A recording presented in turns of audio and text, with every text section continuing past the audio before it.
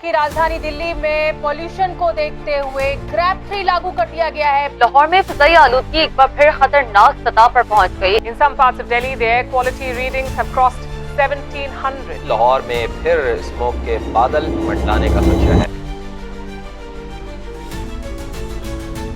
तो geographically south Asian region एक ऐसा बदकिस्मत खिता है जहाँ पे कोई भी फ्लड्स आते हैं या कोई भी आफत आती है तो ये रीजन ज़रूर अफेक्ट होता है। साउथ एशिया में 3 बड़े शहर जैसा कि बांग्लादेश में ढाका, इंडिया में दिल्ली और पाकिस्तान में लाहौर में सबसे ज़्यादा गंदी एयर क्वालिटी है। एयर क्वालिटी इंडेक्स यानी AQI के मुताबिक बांग्लादेश का कैपिटल ढाका सबसे ज़्यादा पोल्यूटेड सिटी है, उसके बाद पाकिस्तान में लाहौर और फिर इंडिया में न्यू दिल्ली है। अभी हाल ही में खबरों में रहने वाला शहर लाहौर था। किसी टाइम में लाहौर को सिटी ऑफ गार्डन्स कहा जाता था, जो कि अब सिटी ऑफ डेथ्स बन चुका है। अगर आप ये सोच रहे हैं कि ऐसा क्यों है, तो लाहौर के अंदर एयर क्वालिटी की बदबू को आप लिटरली फील कर सकते हो। अपनी आंखों में इरिटेशन फील करोगे अगर आप लाहौर विजिट करते हो। एक रिसर्च के मुताबिक अगर आप लाहौर के शहरी हैं तो आप औसतन 5 साल अपनी एज गंवा देंगे, क्योंकि लाहौर की एयर क्वालिटी इस हद तक गंदी हो चुकी है। और इसकी एक ही सबसे बड़ी वजह है और वो ये है कि लाहौर में हर वक्त स्मोक के बादल छाए रहते हैं। लाहौर में कंडीशन इस हद तक बुरी है कि आप किसी भी आदमी से मिलेंगे तो वो ज़रूर या बुखार में मुब्तला होगा या उसको ज़ुकाम होगा या वो खांसी कर रहा होगा। माहिरीन तो ऐसा भी कह रहे हैं कि लाहौर एक इस तरह का गैस चैम्बर बन चुका है जिसके अंदर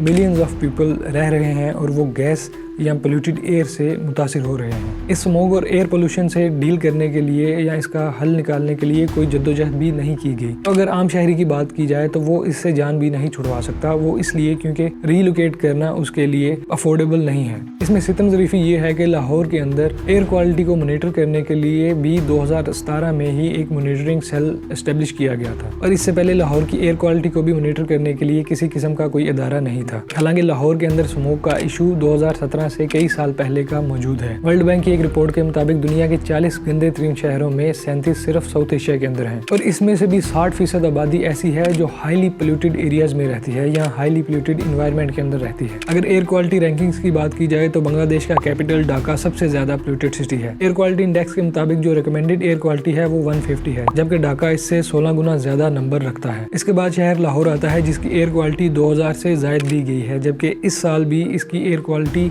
800 से ज़ायद बताई जा रही है। हालांकि अभी मौसम सरमा अपनी शिद्दत से नहीं पाकिस्तान में आया, लेकिन फिर भी लाहौर की एयर क्वालिटी बदतरीन सतह तक पहुंच चुकी है। एयर क्वालिटी इंडेक्स के मुताबिक ये नंबर्स बहुत ज़्यादा खतरनाक हैं, जो लॉन्ग टर्म में एक बड़ा नुकसान पहुंचा सकते हैं और बहुत सारे लोगों को बीमारी में मुब्तला कर सकते हैं, जिसमें कैंसर और अस्थमा जैसी बीमारियाँ शामिल हैं।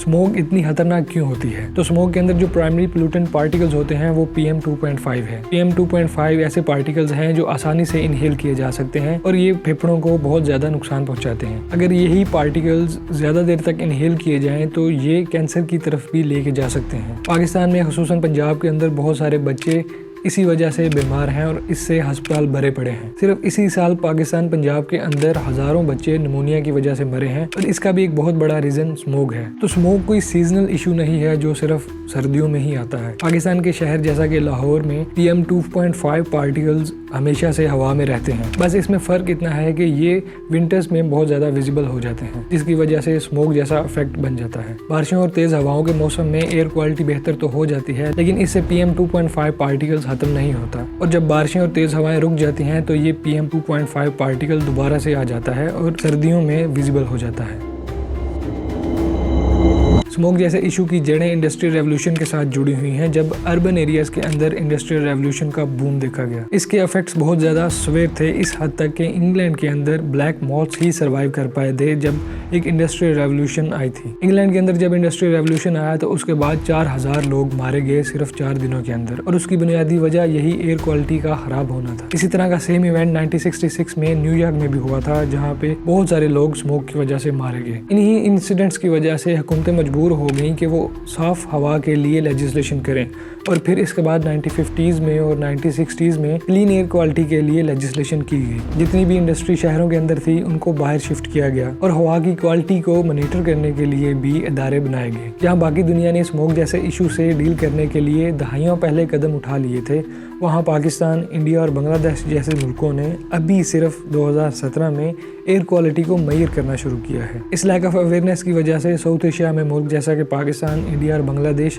एयर क्वालिटी के लिए कोई ख़ास इकदाम नहीं उठा पाए और इस डिले की वजह से एयर क्वालिटी इतनी ख़राब हो चुकी है कि अब इसको कंट्रोल करना भी मुश्किल हो रहा है। तो अगर बात की जाए कि साउथ एशिया के अंदर एयर क्वालिटी को ख़राब करने में और स्मोक जैसे इफेक्ट को बनाने में कौन कौन से फैक्टर्स इंक्लूडेड हैं, तो उसमें सबसे पहले नंबर पर गाड़ियों से खारिज होने वाला धुआं है, उसके बाद इंडस्ट्री है और फिर फसलों को जलाने की वजह से जो धुआं उठता है उससे स्मोक बनती है। तो ये ऐसे 3 फैक्टर्स हैं जो साउथ एशिया के अंदर स्मोक को बहुत ज़्यादा खतरनाक कर रहे हैं। अभी हाल ही में लाहौर के अंदर स्मोक बनाने में जो सबसे ज़्यादा फैक्टर इंक्लूडेड है वो फसलों का जलाना है। तो जब किसान फसलें काटते हैं और उसमें से जो घास फूस बच जाता है उसको हटाने के लिए और साफ़ करने के लिए फसलों को आग लगा देते हैं, क्योंकि ऐसा करना किसानों के लिए ज़्यादा मुनासिब भी है, अफोर्डेबल भी है और ये काम जल्दी से उनकी फसलों को अगली फसल तैयार करने के लिए तैयार कर देता है। अब जब ये फसलें सर्दियों में जलाई जाती हैं, जब पंजाब के अंदर धुंध पड़ रही होती है, तो इसके अंदर जब धुआं इन्वॉल्व होता है तो एक गाढ़ी स्मोक बन जाती है जो ख़त्म होने का नाम ही नहीं लेती और इंसानों की सेहत को बुरी तरह से मुतासिर करती है। गाड़ियों से निकलने वाला धुआं भी एक बहुत बड़ा रोल प्ले करता है स्मोक जैसे इशू में। लाहौर, ढाका और दिल्ली जैसे शहर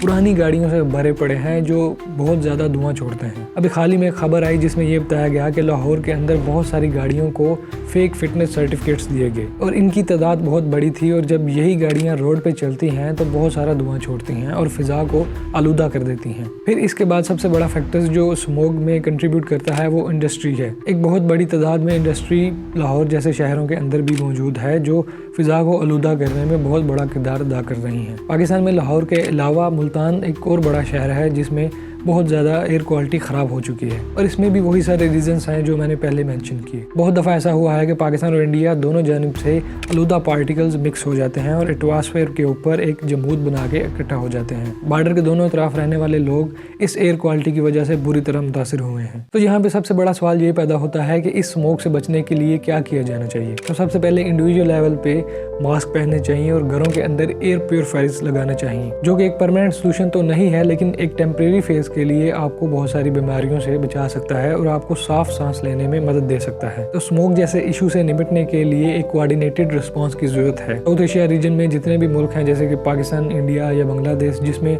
सबसे ज्यादा स्मोक देखी जा रही है, इन तीनों मुल्कों को साथ मिलकर बैठना चाहिए और इस पे बात करनी चाहिए। हुकूमतों को चाहिए कि वो गाड़ियों पर स्ट्रिक्ट एमिशन स्टैंडर्ड्स लागू करें और जो गाड़ी स्टैंडर्ड्स पे पूरा ना उतरे उसको रोड से उतार दिया जाए और उसको चलने ना दिया जाए। फैक्ट्रीज के ऊपर रिस्ट्रिक्शंस लगाई जाए कि वो हार्मफुल पार्टिकल्स को हवा में जाने से रोकें या उनका कोई मुतरादिफ ढूंढें। किसानों को फसलें जलाने की बजाय कोई दूसरा अल्टरनेटिव दिया जाए और इसके लिए ज़रूरी है कि तमाम हुकूमतें मिलकर बैठें और इस पे बात करें, इसका कोई सोल्यूशन ढूंढें, क्योंकि स्मोक रीजनली अफेक्ट कर रहा है, किसी पर्टिकुलरली मुल्क को अफेक्ट नहीं कर रहा। यहाँ पे अगर बात की जाए चाइना के शहर बीजिंग की, तो एक वक्त में बीजिंग में बहुत ज़्यादा स्मोक हुआ करती थी और एयर क्वालिटी इंतहाई ख़राब थी, लेकिन चाइना ने इस चीज़ का भी हल निकाला और कुछ ही सालों के अंदर स्ट्रिक्ट मेजर लेके स्मोक जैसे इशू को ख़त्म कर दिया। तो इसमें चाइना ने शहरों में काम करने वाली फैक्ट्रीज को शहर से बाहर शिफ्ट कर दिया, व्हीकल एमिशंस को रिड्यूस किया और पब्लिक अवेयरनेस को प्रमोट किया। इसमें इन्होंने लोगों को ये भी तलकीन की कि वो इलेक्ट्रिक व्हीकल्स का इस्तेमाल करें और ज़्यादा से ज़्यादा पब्लिक ट्रांसपोर्ट बनाई ताकि लोग उनमें सफ़र कर सकें और